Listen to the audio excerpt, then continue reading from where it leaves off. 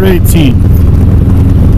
So rolling through Tennessee, and I tell you, it is beautiful out here, folks. People are kind. Good times. I just toured the Memphis Shades plant, where everything, for the most part, is made right here in the Memphis area. They outsource a lot of smaller businesses for their, some screws and stuff like that. They buy American products. Even their plastic comes from, within the state of Tennessee, I think he said it was, but it wasn't too far away. Aluminum extrusions, everything they can get from the U.S. they do. One exception to that is some bags that mount on the front of their windshield are made by another company for them, and unfortunately that's really the only thing that's the only thing they sell that isn't U.S. made. Mike is their marketing guy, and does all their social media, and I think customer service too. But he's been there for 6 years, and he, off the top of his head, said that he's the youngest or the employee with the shortest time there. I met a husband and wife that have been there, one 20 years, the husband 15 years. Like, that's crazy. That speaks volumes that the company is taking care of their employees. So that's what I love to see is companies like that, U.S. made products, taking care of their employees, taking care of their customers. Their customer service has been great. This windshield and these hand guards, I love them to the point where I'll be putting these hand guards on my other two bikes as well, and buying another set of these hand guards to have without stickers on them. So, and another windshield as well to do that. So, Pingle Shifters makes shift shaft cover that I have here in the U.S. Bassani Exhaust makes their stuff here in the U.S. That's what I like to see, is companies that U.S. made. Even the Harleys that are sold in the U.S. are still U.S.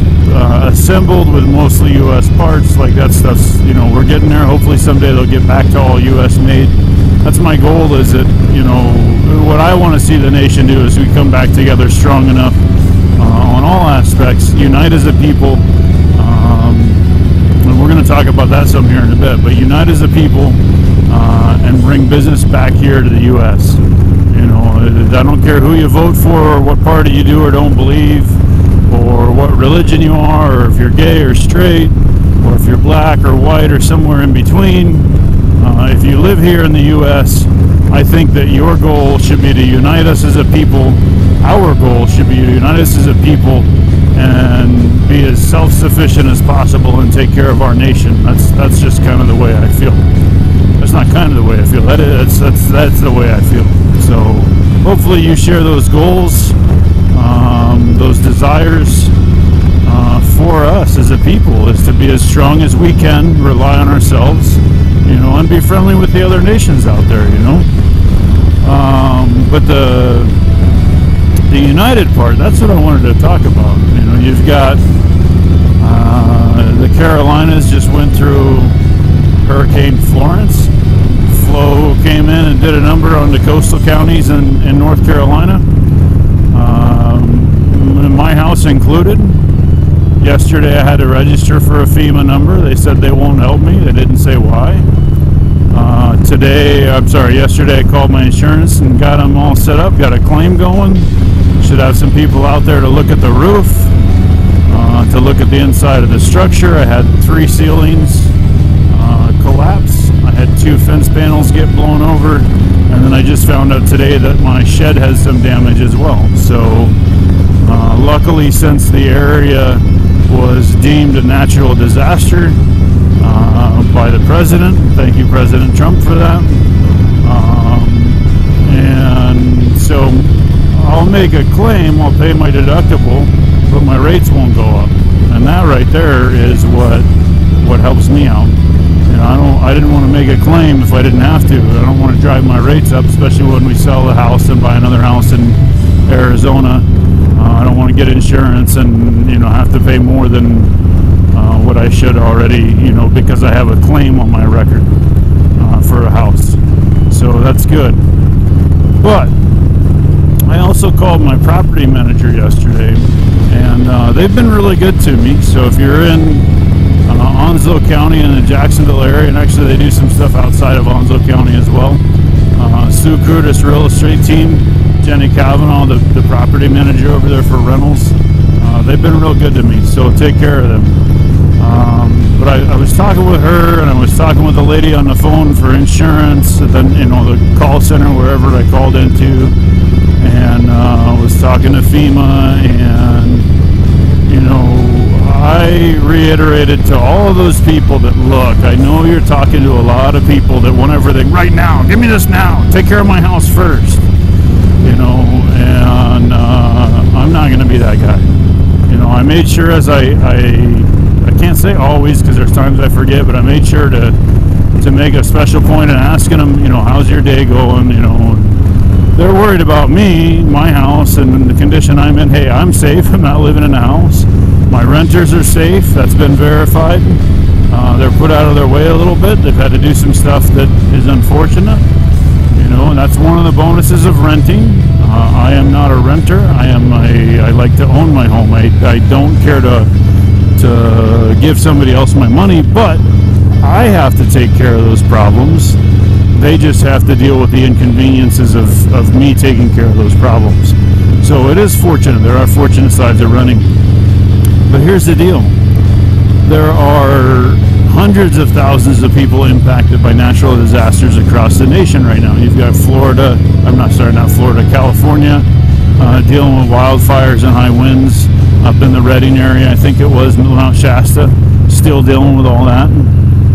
You've got coasts of Texas from the tropical storm that went through there, lots of flooding. You've got North Carolina coastline that's deemed a natural disaster area. So then you've got other surrounding areas that just have minor flooding, or a tree fell through their house, whatever.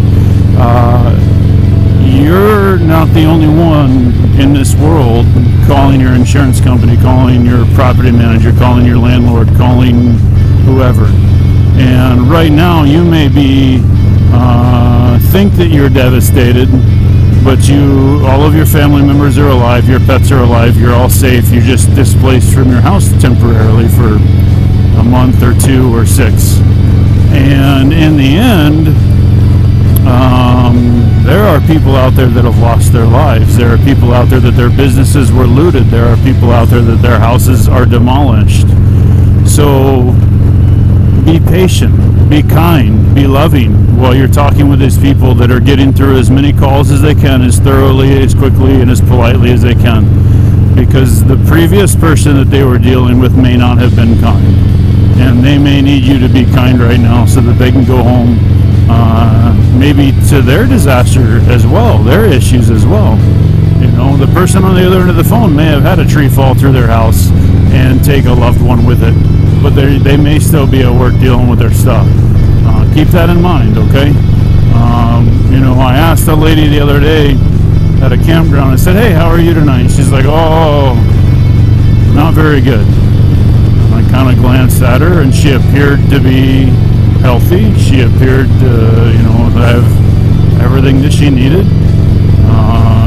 And I said, well, I have a feeling that you've probably been far worse, too. And she kind of looked at me and cocked her head to the side, and she goes, you're right, I have. And so actually, I guess today's not as bad as a day as it seems. I used to have Marines, I'd ask the Marines as they walk around, hey, how you doing? Oh, it's a horrible day. Can't get any worse. Oh, I bet you if I kick you right in the kneecap right now, your day would get worse. And they kind of think for a second, well, yeah, I guess it would. So, unfortunately, it can almost always get worse. Losses of a loved one could have been loss of more than one loved one, or more than 3. Now, that doesn't mean that your concerns aren't legitimate. That doesn't mean there's no sympathy due. It just means be thankful for what you still have. Be thankful that you are still alive. Be thankful that, you can pick up the pieces. It may take a while, and you can get going. I had a friend send me a message, a pretty gruesome message actually, a text image of a gentleman who now no longer has his right leg just above the knee. And he was in a motorcycle accident. I don't know what the circumstances are, so I'm not going to speculate. It's one of those risks that unfortunately we take, whether we choose to ride 100% responsibly and somebody hit us, or a deer get out in front of us, or have a tire blow and not know how to handle it, or whatever, or whether we choose to ride 100% irresponsibly and up those risks. It's one of the risks that everybody who rides takes, and that's why we push get off your cell phone if you're driving. Pay attention to the road. You don't need to eat that cheeseburger right now. It'll only take you a minute if you pull over and eat it. 90% of you driving around, you have a button on your steering wheel. You can Bluetooth your phone to your car, but those of you that choose to drive and talk on your phone, you choose to not do that. And I would rather you do that, but I would rather that you stay off the phone altogether. And I need to look at myself and say that too, because there are times when I'm driving around where I'm Bluetooth and talking on a Bluetooth headset, or over the radio or whatever. So, but if you have that feature, if there's a little dude talking on your steering wheel, you have Bluetooth in your car. Most cars 2009 or newer, almost even the base models, come with it stock. So open your owner's manual up, figure out how to sync your phone, get that done. All right, we have enough risks on the road as it is with just wildlife and poor road conditions, and semi tires blowing and stuff like that, that we don't need distracted drivers on the road as well. And guess what? It's not just motorcyclists that distracted drivers could hit. You could kill somebody in a car, you could kill somebody on the side of the road.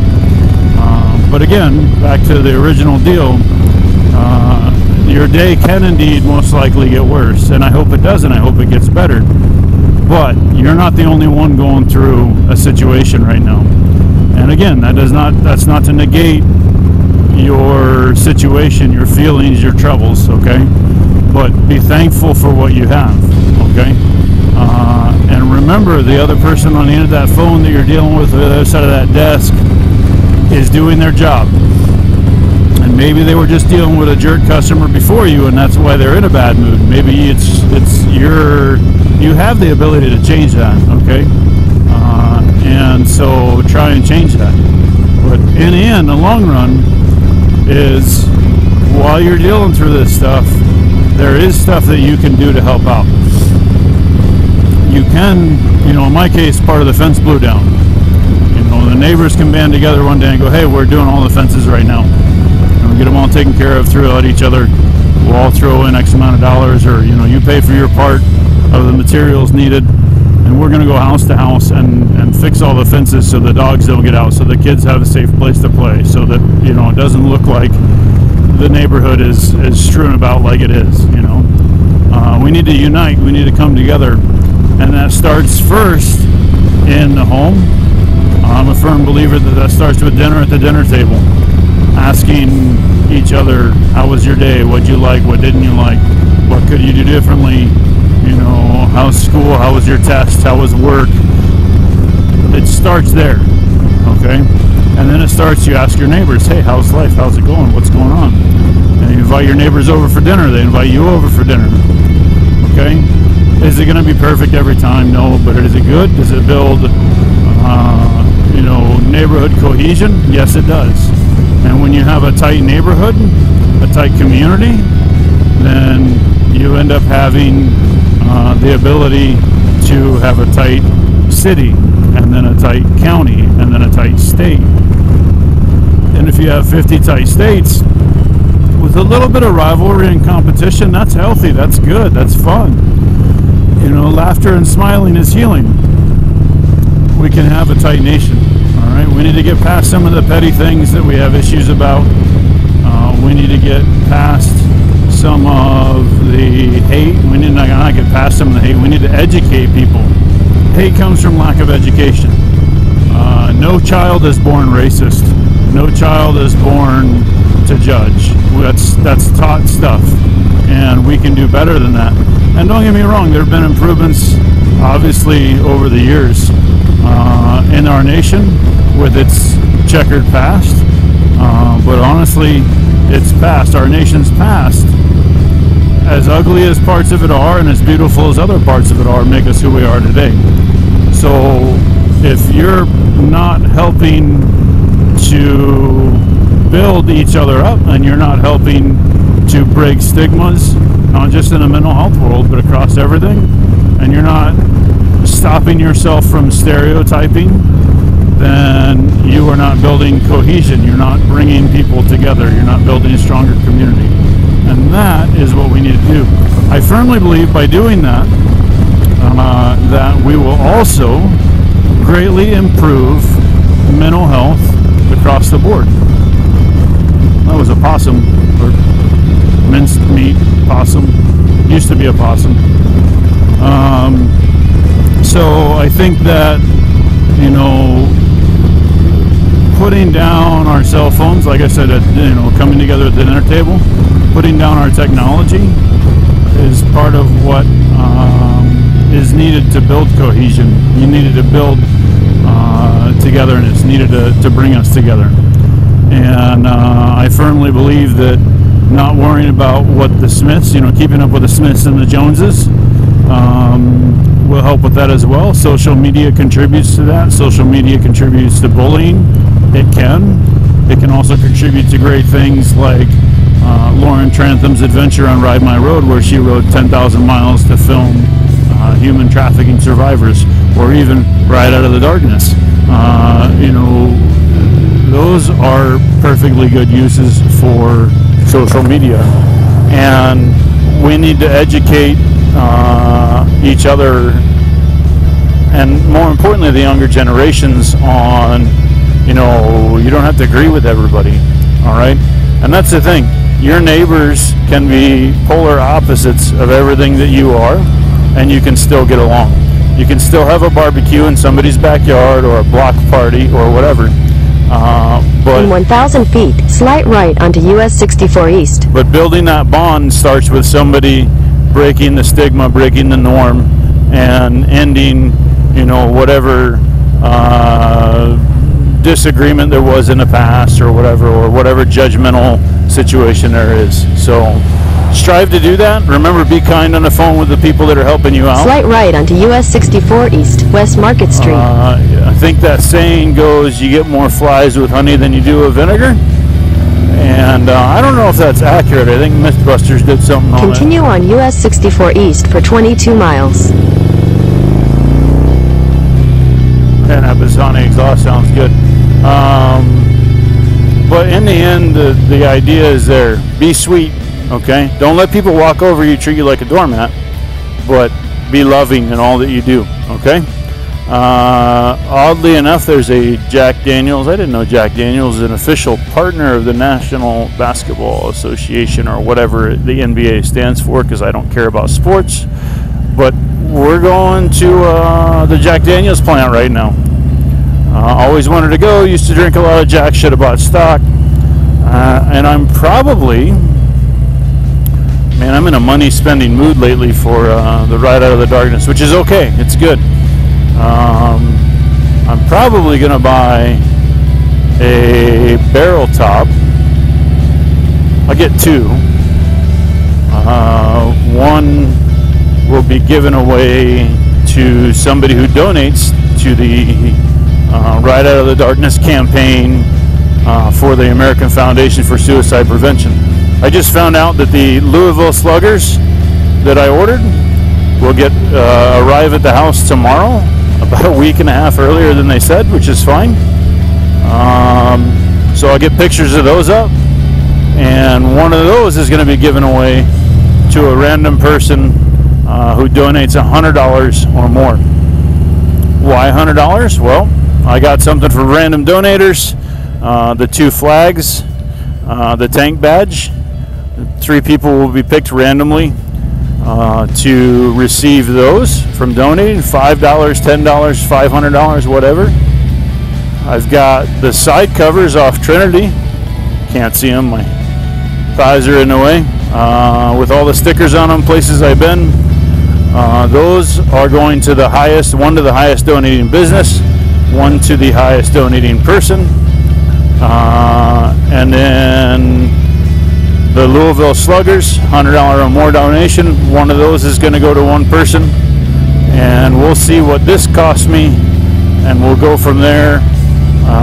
It'll probably be $150 or more to be entered to win the barrel top that I'm going to purchase today. And hopefully I'll be able to get you pictures of those today. Unlike the Louisville Sluggers, they hadn't done them yet, but I will have pictures of those tomorrow. So look on the Facebook page or the Instagram page at Right Out of the Darkness to see what those look like. Okay? Remember, man, it is so beautiful out here. Old-time country stuff. But they get snow, and I don't do snow. You can't make me do snow. But remember, you are loved, okay? Be loving, especially on the phone with customer service people. They're just doing their job. You know, you have value. Nobody's worth more than anyone else, all right? We can all contribute. And we all have a purpose, so get off that couch and go find that purpose. That's it. Have a great day. Thanks for following. Talk to you soon.